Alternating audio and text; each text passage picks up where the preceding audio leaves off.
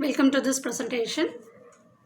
You are watching VLSI Design Lecture Series. Today we are going to focus on built-in self-test. Self-test and built-in test techniques, as their name suggests, they rely on augmenting circuits to allow them to perform operations upon themselves that prove the correct operation.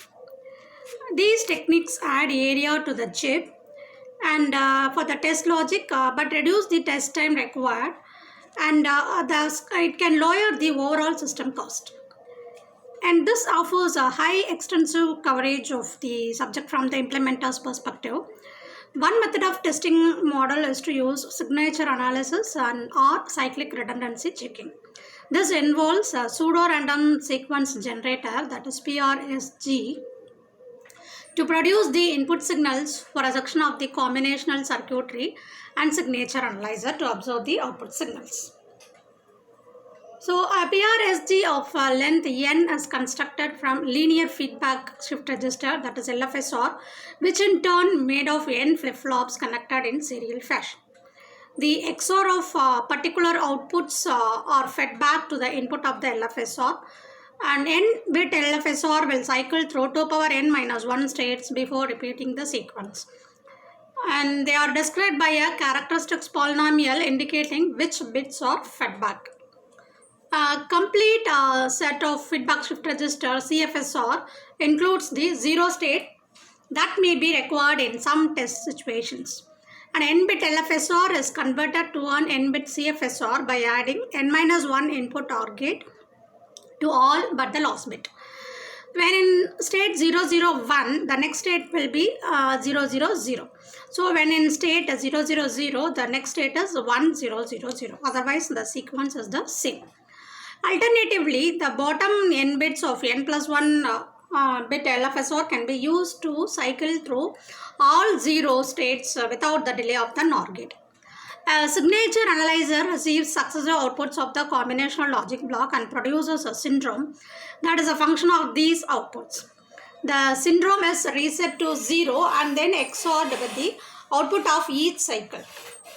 The syndrome is swizzled each cycle so that a fault in one bit is unlikely to cancel itself out. So at the end of the test sequence, the LFSR contains the syndrome that is a function of all previous outputs. So this can be compared with the correct syndrome to determine whether the circuit is good or bad. If the syndrome contains enough bits, it is improbable that a defective circuit will produce the correct syndrome. The combination of signature analysis and the scan technique creates a structure known as BEST for built-in self-test or built-in logic block observation. And you can see a 3-bit register in this diagram. And it is a scannable, resettable register that also can serve as a pattern generator and signature analyzer. So this specifies the mode of operation, and in the reset mode 10, all the flip-flops are synchronously initialized to 0. In normal mode, that is 11, the flip-flops behave normally with their output D input and Q output. In scan mode, the flip-flops are configured as the 3-bit shift register between SI and SO. So you can notice that there is an inversion between each stage.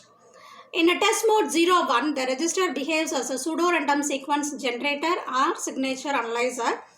If all the D inputs are held low, the Q outputs loop through the pseudo-random bit sequence, which can serve as the input to the combinational logic. If the inputs are taken from the combinational logic output, they are swizzled with the existing state to produce the syndrome. So in summary, the BEST is performed by first resetting the syndrome in the output register. Then both registers are placed in the test mode to produce the pseudo-random inputs and calculate the syndrome. Finally, the syndrome is shifted out through the scans chain. Various companies have commercial design aid packages that automatically replace ordinary registers with scannable BEST registers, check the fault coverage, and generate the scripts for production testing. As an example, on a LAN WLAN, that is wireless local area network modem, which whose chip comprising roughly 1 million gates, a full at speed test takes under a second with the best. This comes with a roughly 7.3 percentage overhead in the core area, but actually zero because the design was very pad limited, and a 99.7 fault coverage level will be there. The WLAN modem parts are designed in this way, were fully tested in less than 10 minutes on receipt of the first silicon. This kind of test method is incredibly valuable for productivity in manufacturing test generation. Now let us focus on memory based. On many chips, the memories account for the majority of the transistors. A robust testing methodology must be applied to provide reliable parts. In a typical MBEST scheme, multiplexers are placed on the address and data and controlled by inputs for the memory to allow direct access during test. During testing, a state machine uses these multiplexer to directly write a checkerboard pattern of alternating ones and zeros. The data is read back, checked, and then inverse pattern is also applied and checked. ROM testing is even simpler. The contents are read out to a signature analyzer to produce a syndrome. And now the other on-chip test methodologies are your on-chip speeds are usually so high that the directly observing internal behavior for testing can be difficult or impossible. Designers have included on-chip logic analyzers and oscilloscopes to deal with this problem. So such systems typically require a trigger signal to initiate data collection, a high-speed timing generator, analog and digital sampling, and buffers to store the results until they can be offloaded at low speed. A drawback is that the nodes to be observed must be selected at design time, and these may not be problem circuits. So nevertheless, probing major buses and critical analog RF nodes can be helpful. Also, on-chip scopes have been used to characterize the power supply noise also. So analog to digital converter testing requires a real-time access to the digital output of the ADC, providing parallel digital test ports by reassigning pins on the chip I/O, and that can facilitate this testing. And if this is possible, a capture RAM on chip can be used to capture the results in real time. And the contents or then can be transferred off chip at a slower rate for analysis. If both ADC and DACs are present, a loop back strategy can be employed. Both analog and digital signals can loop back. And communication and graphic systems frequently have I/O systems that can be configured also. And it is often worthwhile to add a DAC and ADC to a system to allow a level of analog self-test. Providing on-chip debug circuitry involves a quite bit of imagination and forethought in terms of what might go wrong.